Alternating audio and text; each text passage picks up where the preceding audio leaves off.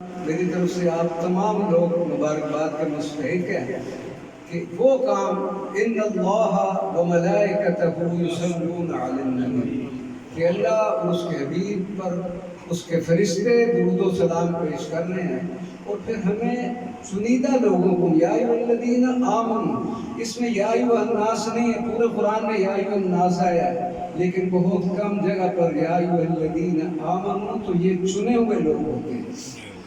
Morocco بلاد مغرب ایک شہر ہے، اس کا شہر ایک فاس، اس کو اولیاؤں کا شہر کہتے ہیں۔ وہاں پر ایک 11ویں صدی ہجری کے ایک غوث وقت حضرت سیدی عبدالعزیز الدباغ الادریسی الحسنی رضی اللہ تعالی عنہ ہوئے ہیں۔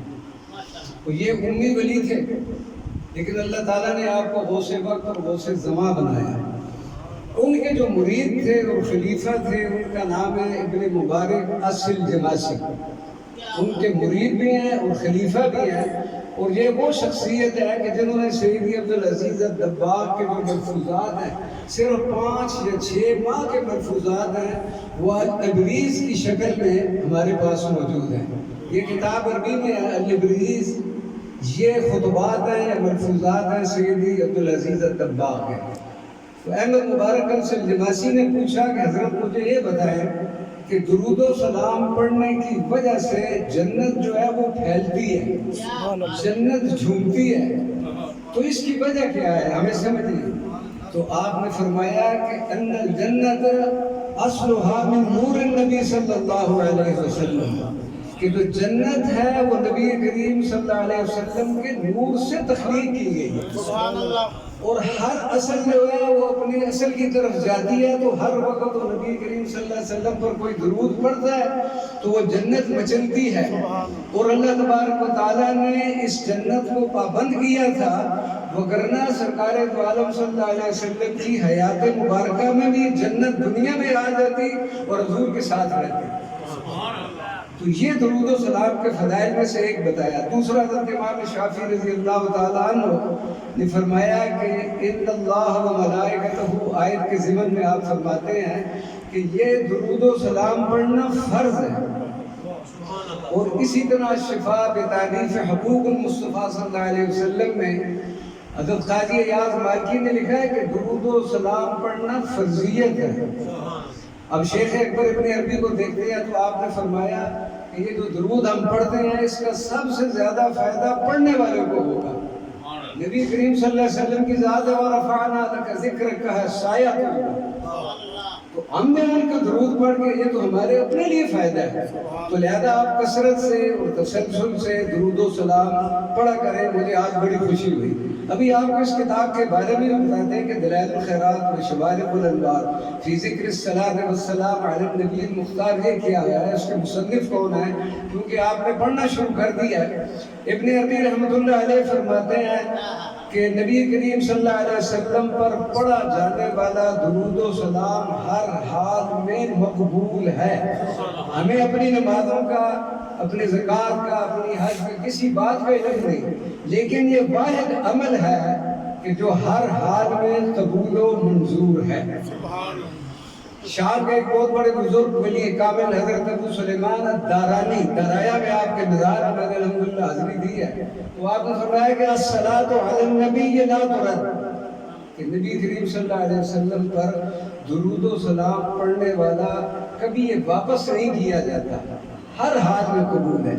اب ہم دیکھتے ہیں کہ جو قرآن نے ہمیں حکم دیا ہے ان اللہ و ملائکتہ یصلون علی النبی، مختصر وقت ہے، یا ایھا الذین آمنوا صلوا، دیکھیں یہ صیغہ جمع کا ہے، ماشاءاللہ سارے لوگ عربی جاننے لگے ہیں۔ یہ حکم ہے صلو وسلموا، تو قرآن ہمیں 2 چیزوں کا حکم دے رہا ہے۔ آپ جب کبھی بھی درود و سلام پڑھیں تو یہ آپ دھیان رکھیں، کوئی صیغہ آپ طویل پڑھیں صغیر پڑھیں، اس میں ان دونوں الفاظ کا ہونا ضروری ہے، لفظ درود بھی ہو اور سلام بھی ہو، یہ قرآنی حکم ہے۔ اور نبی کریم صلی اللہ علیہ وسلم اپنے صحابہ کرام کے جھرمٹ میں آرام فرمائے، تشریف فرمائے، تو صحابہ کرام پڑھنے اللہم صلی علی محمد، وہ خاموش ہو گئے۔ تو نبی کریم صلی اللہ علیہ وسلم نے، میں آپ کو حدیث کے الفاظ سناتا ہوں، لا تصلوا علیہ الصلاۃ البتراء، صحابہ مجھ پر یہ نامکمل درود مت بھیجو۔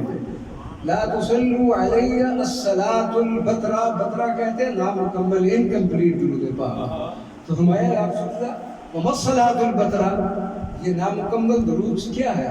فرمایا آپ پڑھتے ہو اللہم صلی علی محمد، چپ ہو جاتے ہو، آل کا بھی ذکر ہے. اب لیکن تین چیزیں ہمیں مل گئی، دو قرآن سے مل گئی. ایک درود ہونا چاہیے، دوسرا سلام ہونا چاہیے، تیسرا اس میں پھر لفظ آل ہونا چاہیے.